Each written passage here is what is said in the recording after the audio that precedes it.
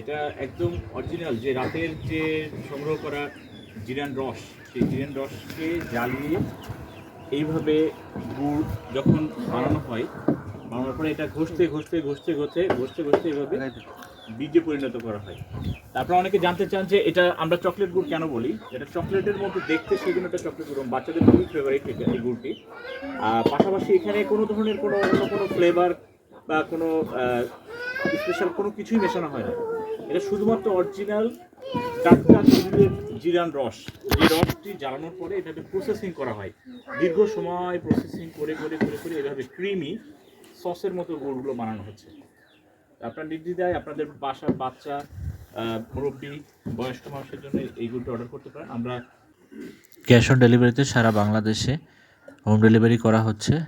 পাশাপাশি আপনারা আমাদেরকে পেজে মেসেজ করতে পারেন, আমাদের ওয়েবসাইটে অর্ডার করতে পারেন।